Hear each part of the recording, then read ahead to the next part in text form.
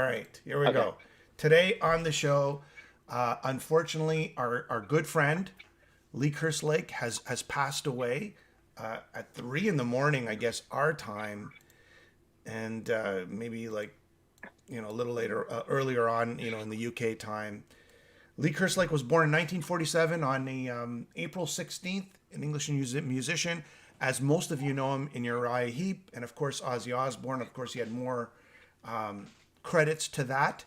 And I thought it was important that, Pat, you're on this because I don't think there's anybody else in the sort of non-artistic world, we'll say, like big, names that actually was any closer to Lee or sort of interacted with so much than probably you and me.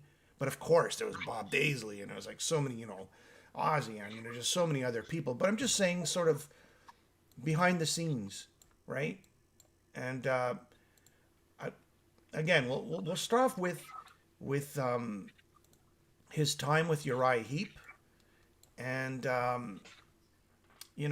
lot of people may or may not know this album, Demons and Wizards, probably one of the greatest Uriah Heep albums you could ever have. So if you don't have this, reach out, go pick it up. Incredible. I mean, this is basically one of the greatest '70s prog hard rock albums. Had a little bit of dispute in his Uriah Heep years. I mean, I'm not the biggest Uriah Heep fan, so I'll be honest with you. Like, I do love Demons and Wizards and a few other ones, but I was never like the biggest Uriah Heep fan. I can't speak to it. I'm sure you too, Pat. You're kind of like me, right? I do love the band, though. Yeah, I mean, they've come out with some great music, and Lee was a huge contributor, even to the end. Before he died, he was still trying to get up on stage with the guys, if you remember that, right, Pat? I do. We were Um, talking about that actually when we inducted Uriah Heep. exactly, with Mick Box and everyone else, right? If anybody wants to leave anything in the chat today in regards to Lee, please feel free. I know this is early for most, but you could watch this on a playback later on. Most of us know Lee Kerslake for Ozzy Osbourne, right? Could there ever be a greater drum contribution than Lee? And let me bring it out here. Blizzard of Oz, right here, my friend, right here. Uh, I should preface all of this that, I mean, his passing was because of so many complications. And I know you spoke to him before he died, and I spoke to him before he died. We could talk about that too. But there was a pancreatic. Oh my God, he had so many health issues.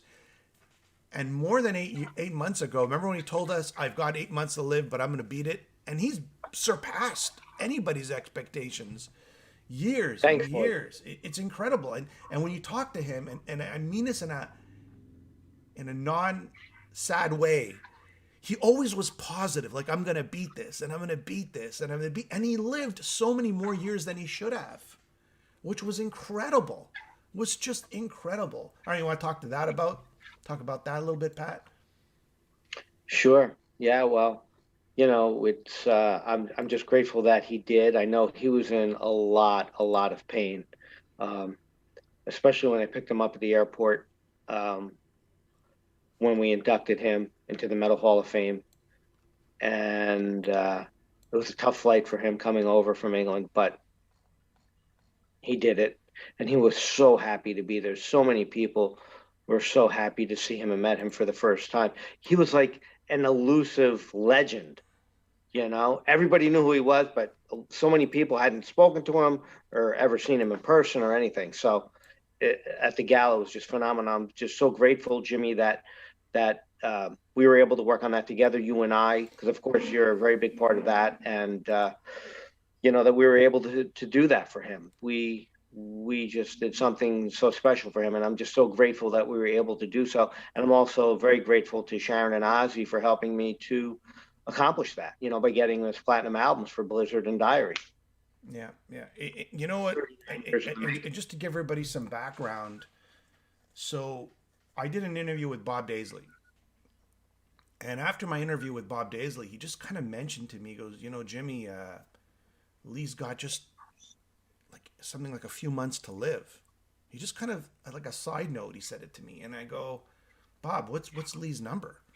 And so I called up Lee and I did an interview with him, right? And that's where he told me all the problems and pains. And that's sort of like the friendship began right there. And now we're talking about 3 years ago, maybe. And then from there, I go, Pat, I go, actually, it was sort of it was like a synchronicity kind of thing where you were already thinking of inducting Lee and Bob. And that's why I said we definitely have to do something about this. Yeah, because I had already thought, and the team, along with you, had already thought, well, let's induct Bob and Lee for sure. And then that's when I saw what, you and I had spoken about, that he was sick, unfortunately. I was like, well, we definitely have to do something. So then in the sequence of events, I do an interview with Lee.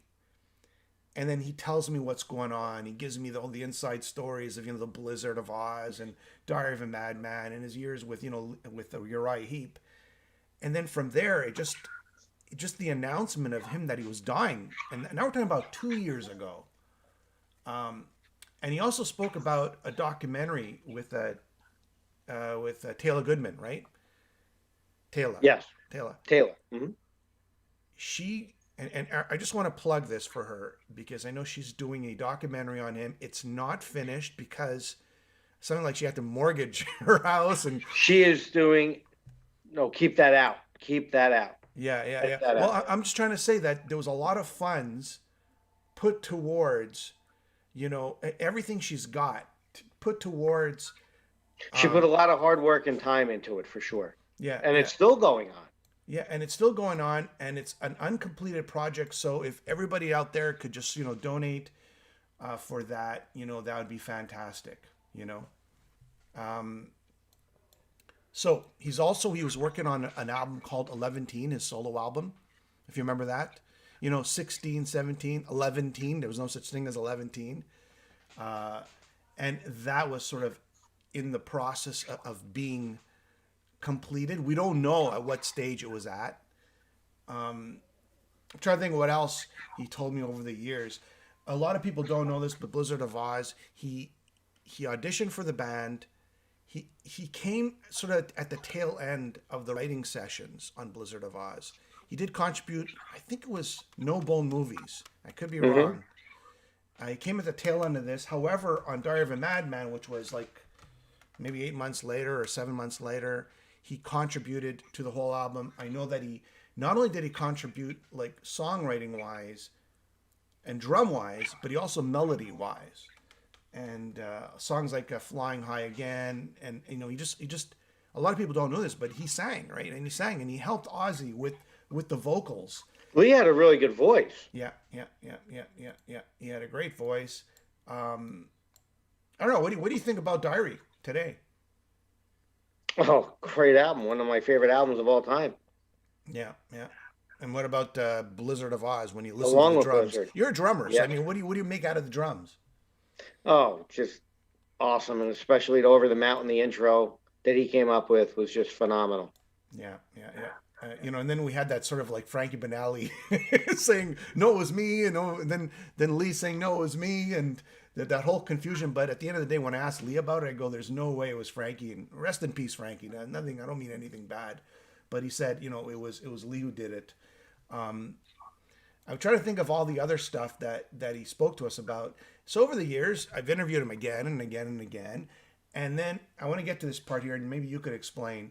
So as I was talking to him, you were thinking of inducting sort of the Blizzard of Oz lineup at the Metal Hall of Fame, and then, getting Bob and Lee and whoever else from that period, which would have been Ozzy, right? But unfortunately, that didn't happen. Tell me about, you go, Jimmy, we got to get Lee there. And, you just put down your credit card. We're getting Lee to the event. And Max Norman. Don't forget our buddy Max Norman. And Max Norman as well. Yes, producer Max Norman of the So album. I said, we'll get him over here for sure. I said, let's help him out to get over here. And it was difficult arranging the flight because he had the health issues, and there were certain things that I had to arrange with the airline, because he was in so much pain. Yeah. Especially with his back, but when he got there, it was just unbelievable. I didn't know what to expect, when I picked him up at the airport. and he was just happy and so excited to be here, and it was just unbelievable. Yeah, yeah. Hey, Pat, tr- and think about this. I want everybody to think about this. Here's a guy who was sick, and hats off to you on this. He's sick. He's got cancer. He had to get a special seat, right, to get from the UK and all the way to California. And only and when he was there too, you had to make arrangements for someone to sort of be with him and take care of him. Because I did all the again, way here and all the way back home. I did. and was it for a week? Yeah. And then California, yes. And I'm saying this because, And I helped them as well myself, of course. Yeah. and I'm saying this is because this is no little feat here. This is huge. You know, taking care of someone who is sick, and you're organizing this event as well, right? So hats off to you for making his dream come true. Because when I spoke to him, when I finally, saw him in person and met him, that was his dream, to go to California one last time, kind of, right? He's actually had three dreams: finish his documentary, finish his solo album, and go to California and sort of get the last clips for his documentary there. You made his dream come true. And I got to say, I don't think I've ever seen a happier person. And I think, Wasn't that amazing, Jimmy? yeah, yeah, Right? yeah, And especially how sick he was. And, he was really in pain. yeah, I mean, he was in he could hardly sit down, and I remember, he had to take the pain pills and then, all that. And it was just unbelievable. But I'm so glad and I'm so happy for him that, as he mentioned with you, Jimmy, and you revealed to the world, his dying wish was to get his platinum albums for Blizzard and Diary. All right. So, And made that happen. so that was actually another of his wish list. And you don't know, and I want to tell everybody behind the scenes what was going on. You were trying to get those. Do you have that picture there of the platinum albums? I do. This is at the Metal Hall of Fame. Now, if people will see that on YouTube, people will see pictures of that. People don't realize what it took to get the Osbournes to sign off on allowing him to get those are official RIAA platinum albums. You just don't get them. You just don't pick. You can if you want to get some sort of fake ones, right? But these are official RIAA platinum albums for Blizzard and Diary right here. But my friend, do you have that picture of the letter? I do. This is a This letter. was a letter that, well, let me You explain preface it. You everything. explain it. So what happened was when we decided, and I saw your interview, and you and I had spoke at length about, let's try to get Lee over here.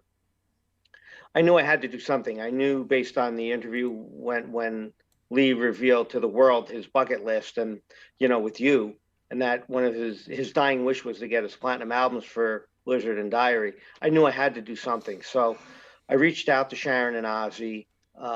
We had a few go-arounds on it. Of course, it was 39 years in the making, right? And there were certain reasons why he did not get his platinums and wanted them for so long. I mean, the battles were just legendary. I remember growing up as a kid, saying, why can't this guy get his, gold and platinum albums? So Sharon, Ozzy, and I, we had a couple go-arounds, and I'm just so grateful that we were able to accommodate it, and they were so happy to do it, really. And that's what the letter indicates too, because they told me that Ozzy, I knew ahead of time that not only were they going to send me the platinum albums to at the gala, which we were going to surprise Lee with. The whole thing was a surprise. Lee had no idea that he was getting his platinum albums, right? So they also told me, Sharon and Ozzy, that Ozzy was going to write a letter, and I sent that to me as well, along with the platinum albums. And I was just so excited for Lee. Of course, I was just so excited just to see this happen. This was 39 years in the making. I couldn't believe that, collectively we pulled this off. And I'm just so grateful to Sharon and Ozzy for helping Lee, because, he wanted them so badly, and well deserved. I mean, that's two masterpieces of all time, forever.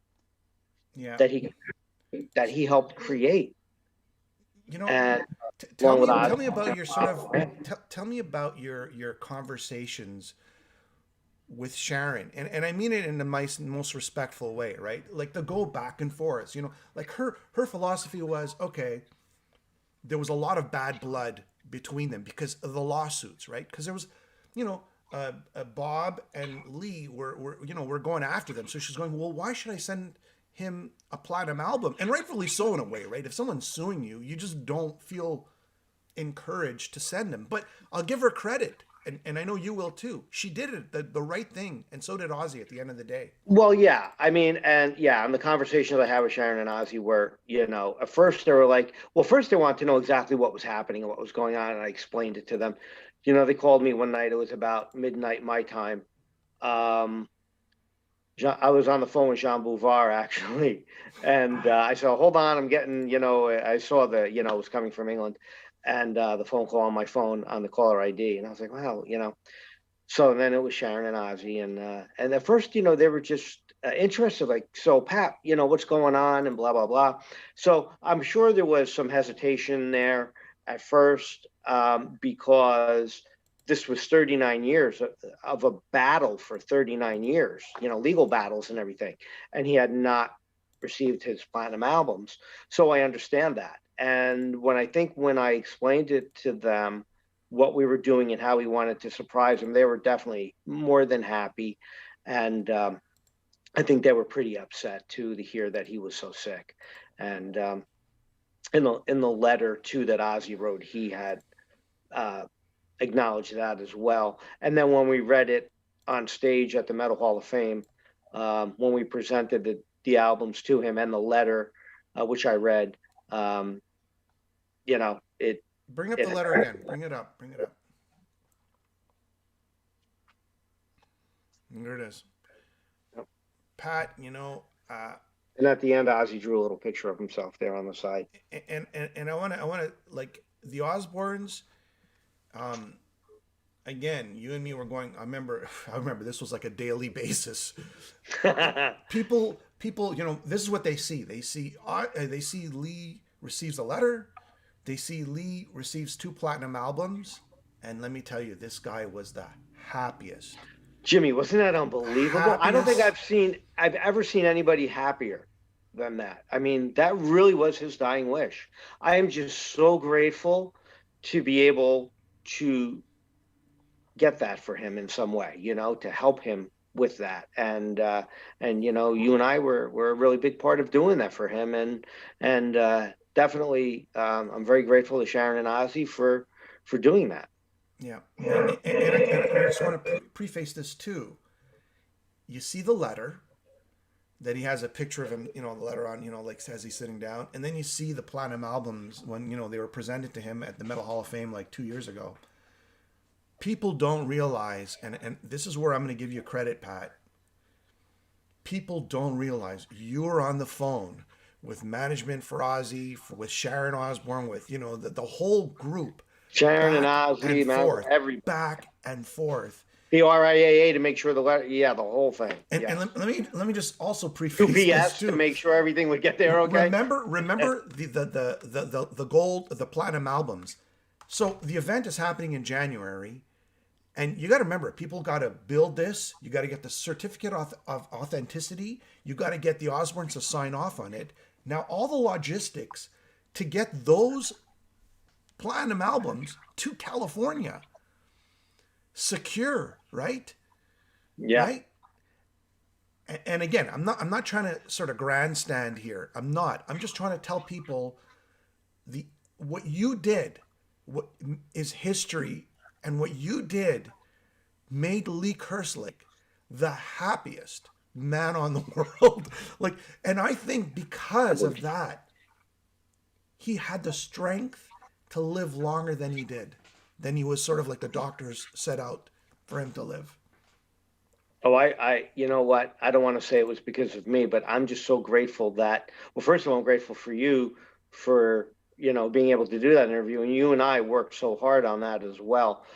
There were many things that had to go into play and all at the same time and all within a few months.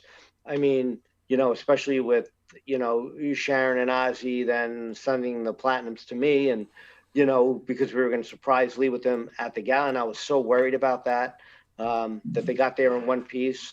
That was 39 years in the making, like I said, and I'm like, oh, please don't, just let these be in okay shape when I open them, and I had to check them, and they were, and then you pulled me aside and you go, Jimmy, come look, here they are. Here's the platinum albums. And I think I took a picture on my phone. I go, here they are. I don't know if I have that picture on my phone. Maybe I could look for I it. have the video of me. Somebody videotaped me opening them up when I got them at the hotel for the gala. Yeah. And I was almost like, it's pretty amazing. Don't let me drop It's pretty these. amazing.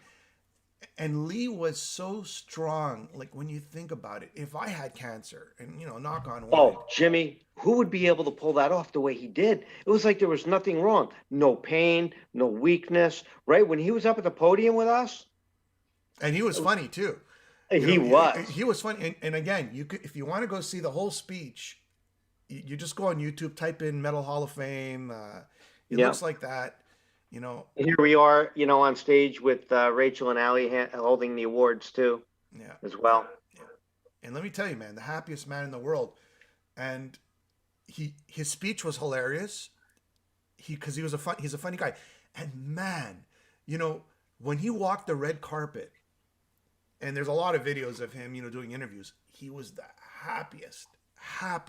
It's sort of like sort of closure in a sense, like all these years of sort of being pushed because of the Ozzy years, sort of like not getting that respect.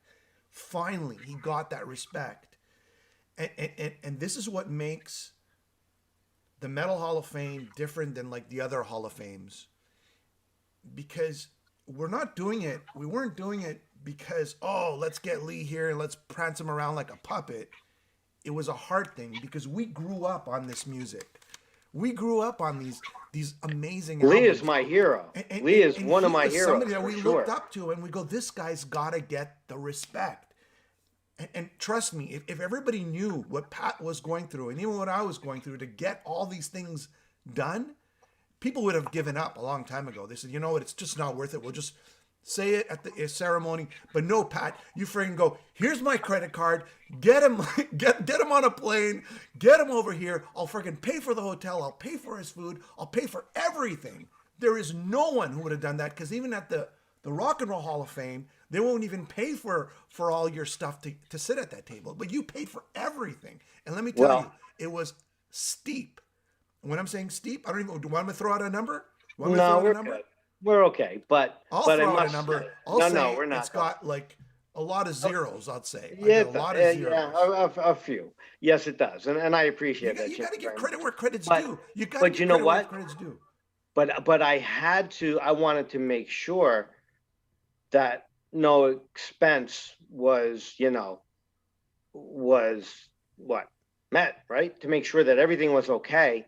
And I had to make sure that he had a comfortable flight over, because I knew how in pain he was. He can hardly sit in a chair, never mind flying, 10, 11 hours, whatever it was. Right. Oh, Jimmy, it was horrible, for him. But I'm glad, he was just in so much pain. And it's almost, you're right. It's almost like the pain and, all the things that accompany that, right? He was weak. He was unsteady. And I was really nervous about that as well. And when the gala was there, and when he was meeting people a couple of days before and after, all that went away for just a few short hours. I was so happy for that. Yeah. There's so much truth to that. That's what it was all about, man. It was all about him. And like I said, I'm just so grateful that we were able to give him something. It's not about us, right? The hall is never about me. That program is never about me. But I am just so grateful that we were able to do that for him, and because we were there the whole time with him, Jimmy. Because how do you explain he was somebody we looked up to our whole lives, in terms of music, and we saw that he got a shaft. Like, we're like the underdogs. I felt like an underdog my whole life. I know you did too. And helping him was sort of doing something for the underdog. Yeah, it sure was. It sure was, and. Lee was such a great guy, funny guy, very caring, deeply respectful of everything and everyone. And I really hope, and I'm sure, the other thing we should mention too is I'm grateful for KISS, for Gene and Paul and the whole Oh, team over there, yes, yes. because Taylor was able to get, for her documentary, the interview and some things with him and KISS together with Gene and Paul, the whole band.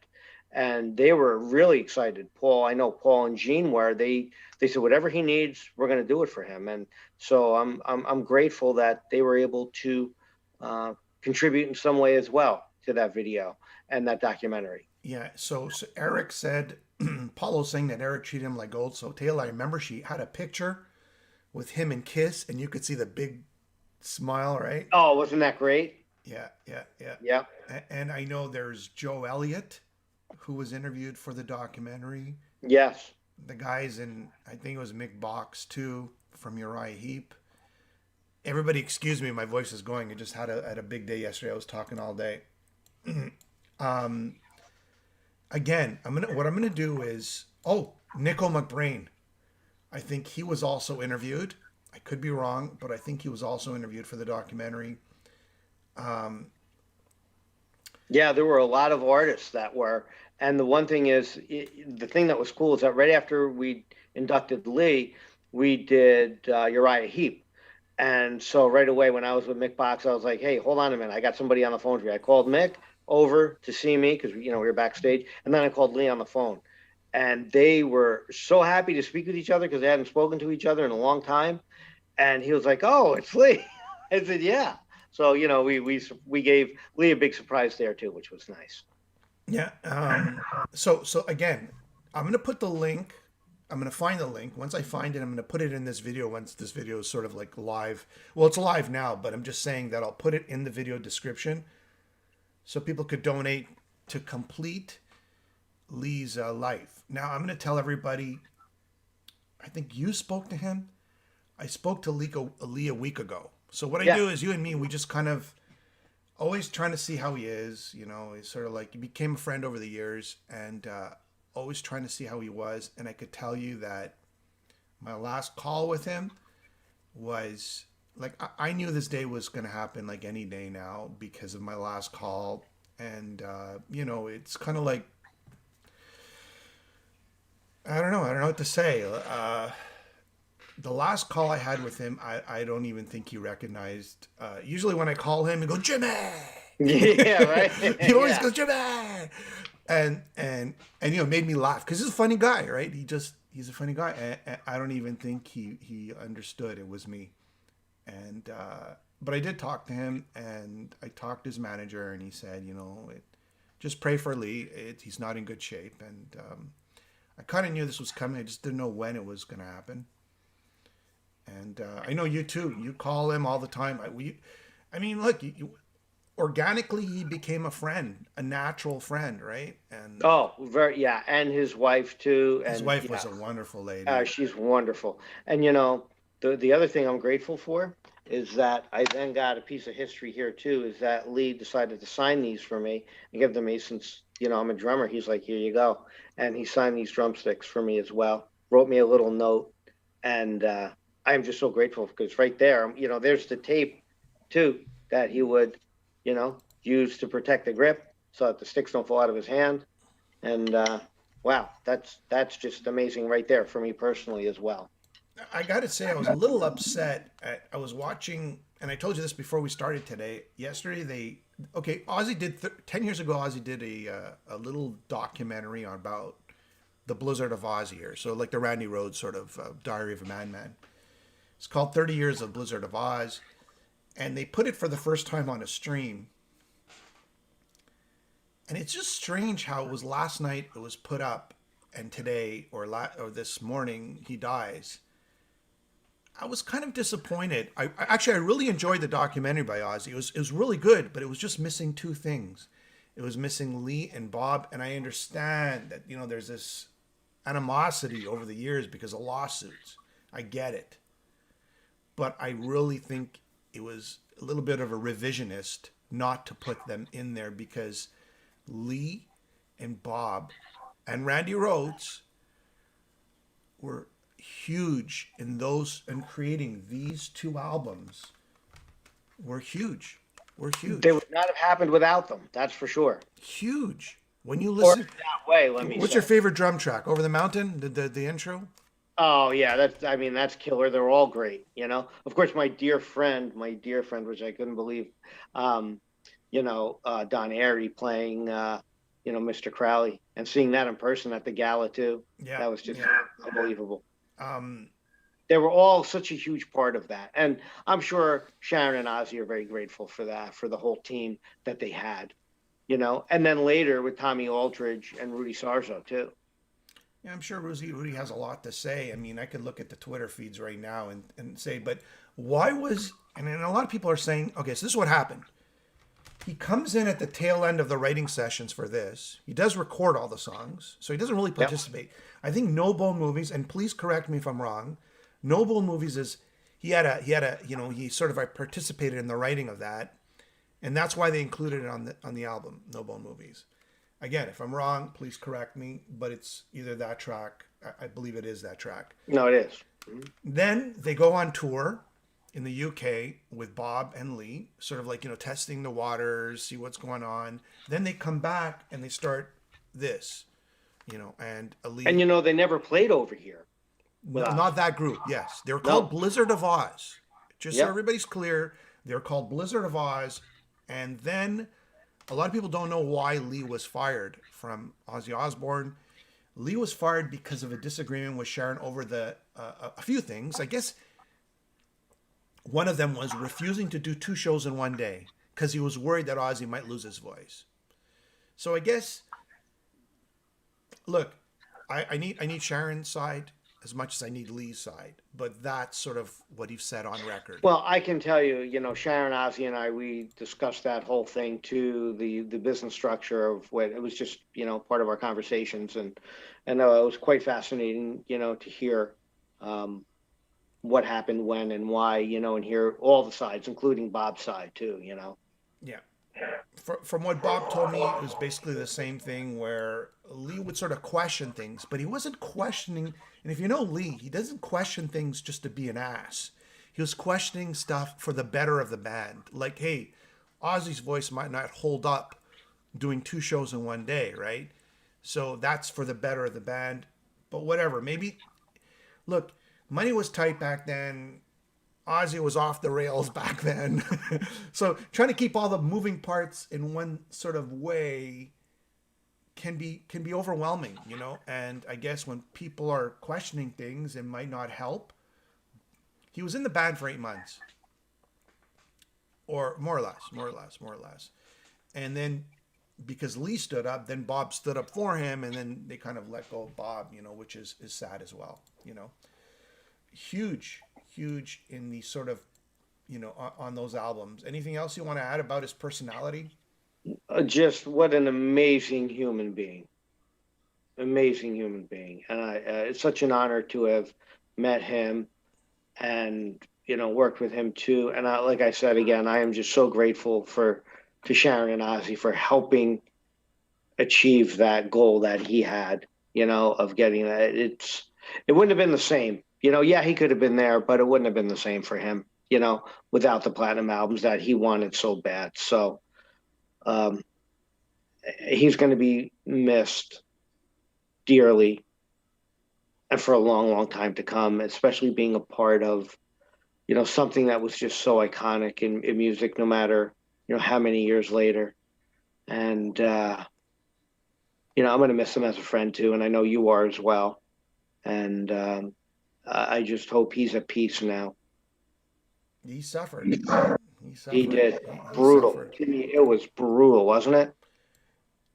You know, I would not have been able to last that long as he. I don't know how he did it every day. I would think about it sometimes. I'm like, I just can't believe it. he every time I would call him, Yep. there was a new problem. I mean, he had Right. like I know. And then he told every me, I single. remember then he had the kidney issue too. And he's like, Pat, I've got, I'm like, oh no. And he had to go in the hospital just for that. He was like in a week just for that. And it was a whole thing. And I talked to him before and after he came out of the hospital for that, and I know that added just a whole different, entirely set of complications right there. And it's just a wonderful human being. Yeah, yeah. I just want to make sure that everybody understands what a role he played in those first two iconic Ozzy Osbourne albums, because I know it gets left out.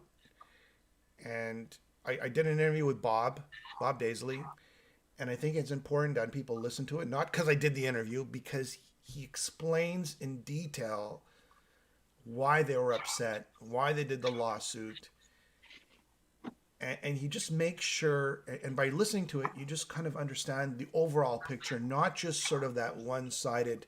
And again, I'm not trying to attack the Osbournes or anything like that. I'm just trying to say that you get the whole overall picture of what was going on. And I get it. There's a lot of moving parts back then. Money's tight. The record company doesn't have the money to put him on tour, and they're not sure what's going to happen. And Ozzy's off the rails, he's not in good shape. There's all kinds of things going on that we don't see on a day-to-day basis, and it's not easy for Sharon or for her father back in the day, right? For any of them. For any of them, so I get it. There's Think of more Randy a picture, but being over there for the first time as a young kid, yeah, right? Yeah. How unbelievable is that? Just that alone. I'm going to read some comments here, okay? And we could comment on that. Michael says Lee was on the best albums ever recorded and died penniless. Good job, Sharon. I'm just going to say this. Sharon did do the right thing at the end. She did. Yeah. She did the right thing. He did not die a rich man, Lee, and it was sad. But he was happy. He was good spirits. He wasn't like one of those guys, oh, I'm poor, I'm poor, I'm poor. No, he was happy. And this is important, Pat, and this is why I'm bringing it up. Because no matter what he had or what he didn't have, he was a good-hearted human being. He was just being. as happy either way. Exactly. And that's why I want to bring it up. And make no mistake, he wasn't this millionaire, Richie, living in this mansion. He was getting by, but he was appreciative of anything he had and any friend he had. And that's important because a lot of people aren't like that. And that's hats off to Lee on that. Casey, love the first two Blizzard of Oz LPs. Siegel says the drummer opened for Over the Mountain. The drumming opening for Over the Mountain, forget about it. Paulo, I feel Ozzy would have shafted Randy if he survived. Ozzy smacked him in the face. True that. True that. Ozzy, to be fair, did love Randy. He loved him. And I know that if you watch any interview when Randy died, Ozzy was devastated. Devastated. Well, we had some conversations, during our time together there, Sharon and Ozzy and I, and about certain things, and absolutely loved him, and I know he did. I'm sure he did. You could see it everywhere when they played together, and it was just so magical, right? That combination of and everybody together was just unreal. I'm trying to think of more stories like that he told me about. I remember the story he told me that people may have heard this before or not. When they were auditioning drummers, they auditioned, Randy was in a room, Bob was there, Lee was there. And after the audition, Randy screamed to everybody, "We found our drummer!" Like Randy Rose was extremely happy that Lee Kerslake was that drummer, Yeah. So that's hats off to Randy. Yes. Rest in peace, Randy. I mean, we've had a lot of, even Frankie passed away, which is sad too, right? Yeah, I know. And you know what, Pat? I think it's important that the Metal Hall of Fame, keeps the memory and the credit. It's a grounds root sort of academy, we'll call it, right? And it keeps the memories of the people who deserve, not the politics of people who want to get in, but the people who rightfully need to go into the Metal Hall of Fame. And that's what the Metal Hall of Fame does. If you get what I'm saying. Yeah, no, I totally agree. And as I've always said, it's all about those artists and musicians and producers and managers and record company executives carrying that flag for so long, especially nowadays. Yeah, You know, in certain parts of the world, metal is huge. Other parts, many parts, it is not. And I'm just so happy to be able to bring the fans and the artists something that, you know, is just meant to be, and needs to be for sure in our own way as metalheads with yeah. the Metal Hall of Fame. And the question is, listen to this. I asked him in my many interviews with him, have you made peace with Sharon and Ozzy? And through all the litigations, through all the back and forths, he said this. Yes, I made peace. It's all forgotten and forgiven. I've written to Sharon and Ozzy recently a personal letter basically asking them to kindly send me the albums. And, it was really nice. And then they sent the letter back, right? That you see there. He's made peace with them. He everything was forgotten. He was Well, just that turned out a little differently than what happened there with his letter, but let me just say, at the end of the day, they did the right thing. You know, no, but I'm just trying to say he wasn't bitter. He wasn't mad at no, he them. was not. No. And honestly, if I can speak on behalf of Sharon and Ozzy, I think by this point they really weren't either.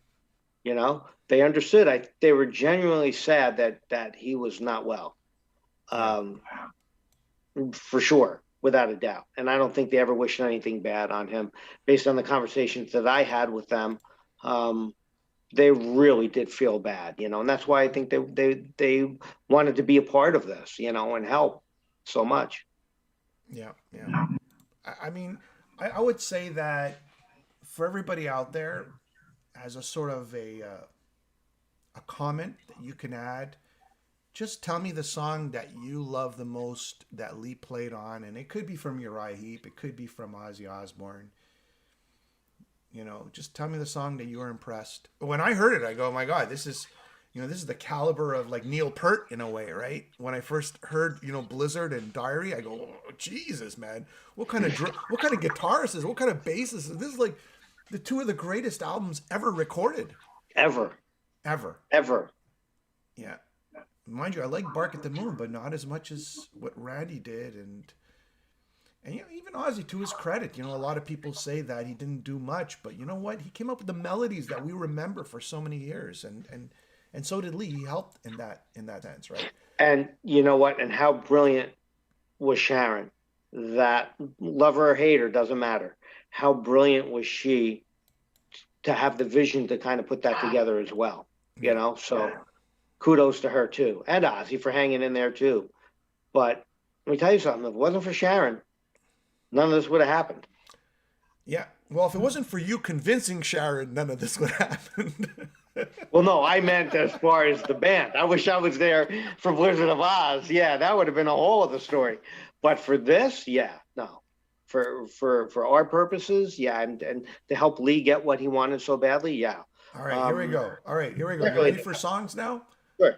Too many highlights, Abdul. Too many highlights, but the title track, "The Magician's Birthday" with the guitar and drum sound. "The Magician's Birthday" is your Uriah Heep album. It's great. Uh, Paulo says Sharon Arden, Thelma Osborne. That's his Sato. That's Sato, right? "The Wizard" by Uriah Heep, which is probably one of my favorite songs. It's off Demons and Wizards right here. Wow, what a song. "Believer." Actually, that's my least favorite Ozzy song. But I know what a wild song Siegel sang. K-Man saying, "I love that he was able to take stock of his life and his career and all the outpouring of love and respect from his fans and people who loved him over the past few years is so great." Yes. With every sickness you can have, he every minute of his life he tried to be happy and appreciative of everything, and that's why people like me and Pat and so many others and Taylor, who's doing the documentary, we just feel that there's no nicer person to do this for. And Taylor worked so hard on that. I really want to see that documentary come to light and she's just been working night, noon, and day for years on that. So, any way that I can help her too, of course I will. So I'm gonna leave with this. Um, Thank you everybody for watching. And Lee, hats off to you. Maybe you fought the good fight. It's sad to see a friend go. And thank you for the music. Thank you for the friendship.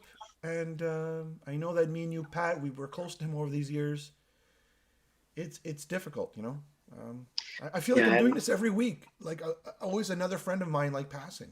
Uh, well, I just want to add that Lee, we miss you. We're gonna always miss you. Thank you for inspiring so many millions and millions of people around the world. You're a great hero of mine, and thank you for being such a good friend as well. And I'm gonna miss you always. And with all my love. All right, Pat. Thanks for being on, man. Thanks for jumping on. Thank you everybody for participating. And just just tell us your favorite song that Lee was on. That's all we can really do is remember the music, right?